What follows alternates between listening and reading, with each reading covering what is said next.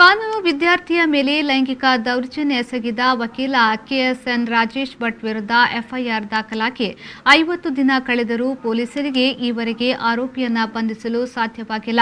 ಪ್ರಕರಣದ ತನಿಖಾ ಹೊಣೆಯನ್ನ ಎಸಿಪಿ ರಂಜಿತ್ ಭಂಡಾರು ಬದಲಿಗೆ ಡಿಸಿಪಿ ಹರಿರಾಮ್ ಶಂಕರ್ ಅವರಿಗೆ ವರ್ಗಾಯಿಸಬೇಕು ಎಂದು ದಕ್ಷಿಣ ಕನ್ನಡ ಜಿಲ್ಲಾ ಸರ್ವ ಕಾಲೇಜು ವಿದ್ಯಾರ್ಥಿ ಸಂಘ ಆಗ್ರಹಿಸಿದೆ. ಜಿಲ್ಲಾ ನ್ಯಾಯಾಲಯದ ಬಳಿಕ ಹೈಕೋರ್ಟ್ನಲ್ಲೂ ಆರೋಪಿಯ ಜಾಮೀನು ಅರ್ಜಿ ತಿರಸ್ಕೃತವಾಗಿದೆ. ಕಮಿಷನರ್ ತನಿಖೆಗೆ 4 ತಂಡಗಳನ್ನು ರಚಿಸಿ ಕೇವಲ ಲುಕ್ಔಟ್ ನೋಟಿಸ್ ಜಾರಿ ಮಾಡಿ ಕುಳಿತು ಬಿಟ್ಟಿದ್ದಾರೆ. ಅಲ್ಲಿಂದ ಮುಂದಕ್ಕೆ ಯಾವುದೇ ಬೆಳವಣಿಗೆಗಳು ಆಗಿಲ್ಲ. ಈ ಮೊದಲು ಆತ ಸುಳ್ಯ ಪುತ್ತೂರಿನಲ್ಲಿ ತಲೆಮರೆಸಿಕೊಂಡಿದ್ದಾಗ ಮಾಹಿತಿ ನೀಡಿದ್ರು ಹಿಡಿಯುವ ಪ್ರಯತ್ನ ಪೊಲೀಸರು ಮಾಡಿಲ್ಲ. ಆರೋಪಿ ಪರ ವಕೀಲರು ಸುಪ್ರೀಂ ಕೋರ್ಟ್ ಮೊರೆ ಹೋಗುವ ಸಾಧ್ಯತೆ ಇದ್ದು ಪೊಲೀಸರು ಅಲ್ಲಿ ಜಾಮೀನು ಪಡೆಯಲು ಅವಕಾಶವನ್ನ ಮಾಡಿಕೊಡುತ್ತಿದ್ದಾರೆಯೇ? ವಿದ್ಯಾರ್ಥಿಗಳ ಪರವಾಗಿ ಸಾಮಾಜಿಕ ಕಾರ್ಯಕರ್ತೆ ಪ್ರಸನ್ನ ರವಿ ಪ್ರಶ್ನಿಸಿದ್ರು. ನಾನು ಇನ್ನೂ ಹೇಳ್ತಿದ್ದೇನೆ, 50 ದಿವಸ ಆಯಿತು ಸುಪ್ರೀಂ ಕೋರ್ಟಿಗೆ ನಾವು ಹೋಗ್ತಾನೆ. ಸುಪ್ರೀಂ ಕೋರ್ಟ್ಗೆ ಹೋಗ್ಲಿಕ್ಕೆ ಅವಕಾಶ ಮಾಡಿಕೊಡುದು ಈ ಕಮಿಷನರ್ ಅವರೇ. ಇನ್ನು ಸಹ 100 ದಿವಸ ಆಗ್ಲಿಕ್ಕೆ ಕಾಯ್ತಾರಂತ ನನಗೆ ಅರ್ಥ ಆಗುದಿಲ್ಲ. ಇವರಿಂದ ನಾವು ಏನು ಅಪೇಕ್ಷೆ ಪಡುದಿಲ್ಲ. ಇನ್ನಾದ್ರೂ ಕನಿಷ್ಠ ಅವನನ್ನೊಂದು ಅರೆಸ್ಟ್ ಮಾಡ್ಲಿ. ಯಾವ್ದಾ ಮುಖ ಪರಿಚಯ ಇಲ್ಲದವರನ್ನು ಇವರು ಹೋಗಿ ಅರೆಸ್ಟ್ ಮಾಡ್ತಾರೆ, ಪ್ರೆಸ್ ಮೀಟ್ ಮಾಡ್ತಾರೆ. ಇವನ ಮುಖ ಪರಿಚಯ ಉಂಟು, ಇವನ ವಕೀಲ ಎಲ್ಲಿದ್ದಾನೆ ಅಂತ ಗೊತ್ತುಂಟು. ಇವರು ಲುಕ್ಔಟ್ ನೋಟಿಸ್ ಮೊದಲೇ ಜಾರಿ ಮಾಡ್ತಿದ್ರೆ ಅವ್ರು ಸಿಕ್ತಿದ್ದ, ಈಗ ಬೇರೆ ದೇಶಕ್ಕೆ ಹೋಗಿದ್ದಾನಂತಲೇ ನಮ್ಗೆ ಗೊತ್ತಿಲ್ಲ. ನಾವು ಏನಾದ್ರೂ ಕಾರ್ಯಾಚರಣೆಗೆ ಇಳಿಯುವಾಗ ಮರುದಿವಸ ಅವ್ರದ್ದೊಂದು ಪ್ರೆಸ್ ಮೀಟ್ ಇರ್ತದೆ, ಮತ್ತೆ ಇಲ್ಲದ್ರೆ ಅವನ ಮನೆಗೆ ಹೋಗಿ ಒಂದು ಸಂಶೋಧನೆ ಮಾಡ್ತಾರೆ. ಯಾಕೆಂತ ಅರ್ಥ ಆಗುದಿಲ್ಲ. ಎಸಿಪಿ ಭಂಡಾರು ಅವರು ಹುಡುಗಿಯನ್ನು ಸಂತ್ರಸ್ತೆಯನ್ನು ಕರೆಸಿ ಹೇಳುದು, ನೀನ್ ಯಾಕೆ ಹೀಗೆ ಹೋರಾಟ ಮಾಡ್ತಿ, ಆ ರಾಜೇಶ್ನ ಹೆಂಡತಿ ಭಾರಿ ನೋವಲ್ಲಿದ್ದಾರಂತ. ಇವರು ಯಾರ ಪರ ತಂಡ ರಚಿಸಿದಾರ, ಅವರನ್ನು ರಕ್ಷಣೆ ಮಾಡ್ಲಿಕ್ಕೆ 4 ತಂಡ ರಚಿಸಿದಾರ, ಅಥವಾ ಈ ಸಂತ್ರಸ್ತೆಯ ಪರವಾಗಿ ನಿಲ್ತಾ ಇದ್ದಾರೆ ಅಂತ ನಮ್ಗೆ ಅರ್ಥ ಆಗುದಿಲ್ಲ. ಆದ್ರೆ ನಾನ್ ಹ್ಯಾಟ್ಸ್ ಆಫ್ ಹೇಳ್ತೇನೆ, ಇಲ್ಲಿ ಜಿಲ್ಲಾ ನ್ಯಾಯಾಲಯದ ನಮ್ಮ ಪಬ್ಲಿಕ್ ಪ್ರಾಸಿಕ್ಯೂಟರ್, ಹೈಕೋರ್ಟ್ ಜಡ್ಜ್ ನಮ್ಮ ಪರವಾಗಿ ನಿಂತಿದೆ. ಇಲ್ಲಿ ಕಾನೂನು ಉಂಟು ಅಂತ ಗೌರವ ನಮ್ಗೆ ಗೊತ್ತುಂಟು. ಅದೇ ರೀತಿ ಕಮಿಷನರ್ ನಮ್ಗೆ ಸಹಕಾರ ಮಾಡಿದ್ರು, ಅವರಿಗೂ ನಾನು ಸೆಲ್ಯೂಟ್ ಮಾಡ್ತೇನೆ. ನಾವೇ ಹೋಗಿ ಮಕ್ಕಳಿಗೆ ಅವರಿಗೆ ಅಭಿನಂದನೆ ಸಲ್ಲಿಸ್ತೇನೆ. ಇನ್ನೂ ಟೈಮ್ ಉಂಟು. ಸುಪ್ರೀಂ ಕೋರ್ಟ್ ಅಲ್ಲಿ ಬೇಗ ಜಜ್ಮೆಂಟ್ ಬರುವುದಿಲ್ಲ ಈತನಿಗೆ. ಇನ್ನಾದ್ರೂ ಅವನನ್ನು ಸರೆಂಡರ್ ಮಾಡಿಸ್ತಾರ ಗೊತ್ತಿಲ್ಲ ನನಗೆ. ಇವರಿಗೆ ಕೆಲವು ಸಲ ನಾವು ಮಾಹಿತಿ ನೀಡಿದೆವು, ಜಾಗದಲ್ಲಿ ಇದ್ದಾರಂತ, ಪುತ್ತೂರು ಸುಳ್ಯದಲ್ಲಿ ಇದ್ದಾರಂತ. ಅವರು ಹೋಗುದು ಕಾಣುವುದಿಲ್ಲ. ಈ ಭಂಡಾರ ಅವರ ತಂಡ ನಮ್ಗೆ ಉಪದ್ರ ಮಾಡುದು ಬಿಟ್ಟು ಏನು ಮಾಡ್ಲಿಲ್ಲ.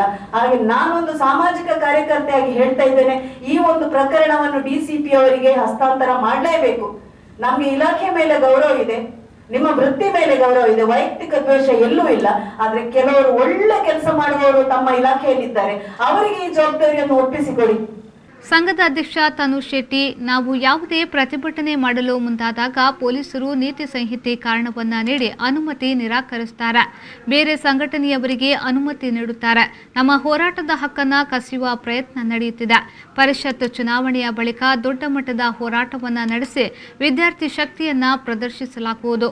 ಇನ್ನೊಂದೆಡೆ ತನಿಖಾಧಿಕಾರಿ ಸಂತ್ರಸ್ತ ವಿದ್ಯಾರ್ಥಿಯನ್ನ ಪದೇ ಪದೇ ಠಾಣೆಗೆ ಕರೆಸಿ ಮಾನಸಿಕ ಹಿಂಸೆ ನೀಡುತ್ತಿದ್ದಾರೆ.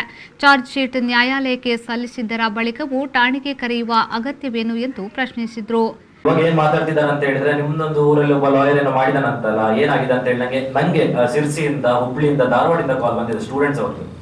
ಏನಾಗ್ತಿದೆ ಆ ಕೇಸಲ್ಲಿ, ಏನಾಗಿದೆ ಹಾಗೆಲ್ಲ ಹೇಳ್ತಿದ್ದಾರೆ. ಮತ್ತೆ ಇನ್ನೊಂದು ಕ್ವಶನ್ ಏನ್ ಬರುತ್ತೆ ಅಂತ ಹೇಳಿದ್ರೆ, ಅವ ಲಾಯರ್ ಇದ್ದು ಅವ ಲೋಕಾಯುಕ್ತದ SPP ಆಗಿ ಹಾಗೆ ಮಾಡ್ಲಿಕ್ಕಿಲ್ಲ ಅಂತ ಹೇಳ್ತಾರೆ. ಮಾಡ್ಲಿಕ್ಕಿಲ್ಲ ಅಂತ ಹೇಳಿದ್ರೆ ಯಾಕೆ ಓಡೋಗ್ಬೇಕು? 50 ದಿವಸ ಆಗಿದೆ, ಯಾಕೆ ಬಂದು ಸರೆಂಡರ್ ಮಾಡ್ಲಿಕ್ಕೆ ಆಗಲ್ಲ? ತಪ್ಪಿಲ್ಲದಿದ್ರೆ ಬಂದು ಹೇಳ್ಬೋದಲ್ಲ ಏನಾಗಿದೆ. ಬರೀ ಒಂದು ವಿಡಿಯೋ ಮಾಡಿ ಪ್ರೆಸ್ ಅವರಿಗೆ ಸಬ್ಮಿಟ್ ಮಾಡಿ ನಂದೇನಿಲ್ಲ, ಇದೆಲ್ಲ ಒಂದು ಷಡ್ಯಂತ್ರ ಅಂತ ಹೇಳಿ ಮತ್ತೆ ಎಲ್ಲಿದ್ದಾರಂತೆ ಏನೂ ಇಲ್ಲ. ಸೊ ಅದೊಂದು. ಮತ್ತೆ ಇನ್ನೊಂದು ಏನಂತ ಹೇಳಿದ್ರೆ, ನಮ್ದು ಆಲ್ ಕಾಲೇಜ್ ಸ್ಟೂಡೆಂಟ್ ಅಸೋಸಿಯೇಷನ್ ಇಂದ ನಾವು ಒಂದು ಪ್ರತಿಭಟನೆ ಮಾಡುವಂತಿದ್ವಿ. ಅದಕ್ಕೆ ಸಹ ನಮ್ಗೆ ತುಂಬಾ ಮಧ್ಯದಲ್ಲಿ ಪ್ರಾಬ್ಲಮ್ ಬಂತು, ಲೈಕ್ ಎಲೆಕ್ಷನ್ ಇದೆ ಮಾಡಬಾರ್ದು ಹಾಗೀಗ ಅಂತೇಳಿ. ಬಟ್ ಅದೇ ಮಧ್ಯ ಟೈಮಲ್ಲಿ ಬೇರೆ ಸಂಘಟನೆಯವರೆಲ್ಲ ಪ್ರೊಟೆಸ್ಟ್ ಮಾಡಿದ್ದಾರೆ ಮಂಗಳೂರಲ್ಲಿ.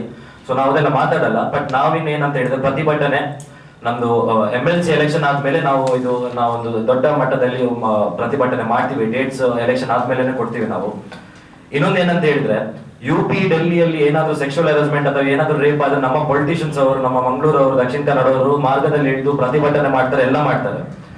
ಆದ್ರೆ ನಮ್ಮ ಊರಲ್ಲಿ, ನಮ್ಮ ತುಳುನಾಡು ಭೂಮಿಯಲ್ಲಿ, ಸತ್ಯ ಭೂಮಿ, ಪರಶುರಾಮನ ಭೂಮಿ ಅಂತ ಹೇಳುವಲ್ಲಿ ನಮ್ಮ ಒಂದು ಊರಲ್ಲಿ ಯಾರು ಮುಂದೆ ಬಂದಿಲ್ಲ ಒಂದು ಪ್ರತಿಭಟನೆ ಮಾಡ್ಲಿ.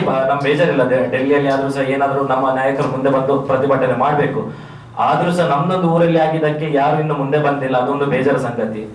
ಸೊ ನಾವು ಕೇಳಿದ್ರು ಕಮಿಷನರ್ ಅವರಿಗೆ, DCP ಹರೀಶ್ ಶಂಕರ್ಗೆ ಈ ಕೇಸನ್ನು ಒಪ್ಪಿಸಿ, ನಾವು ಲೈಕ್ ಕೆಲಸ ಮಾಡ್ತಿದ್ದಾರೆ, ನಾವು ಹೇಳ್ತಿಲ್ಲ ಡಿಪಾರ್ಟ್ಮೆಂಟ್ ಅಲ್ಲಿ ಕೆಲಸ ಮಾಡ್ತಿಲ್ಲ. ಆದ್ರೂ 50 ದಿವಸ ಆಗಿದೆ. ನಮ್ಗೆ ಏನಂತ ಹೇಳಿದ್ರೆ, ಇದಕ್ಕೆ ಡಿಪಾರ್ಟ್ಮೆಂಟಿನ ಬೆಸ್ಟ್ ಪೊಲೀಸ್ ಅವರು ಇದಕ್ಕೆ ಇನ್ವಾಲ್ವ್ ಆಗಿ ಈ ಕೇಸಿಗೆ ಒಂದು ಏನಾದ್ರು ಲೈಟ್ ತರಬೇಕಂತ ಹೇಳಿ ನಾವು ಹೇಳ್ತಿದೀವಿ.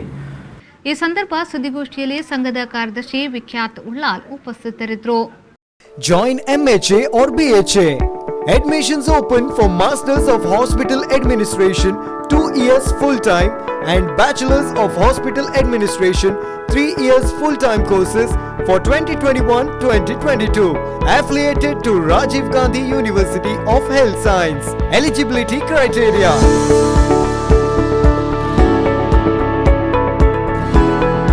AJ Institute of Hospital Management and AJ Hospital and Research Center, Kuntikana, Mangaluru.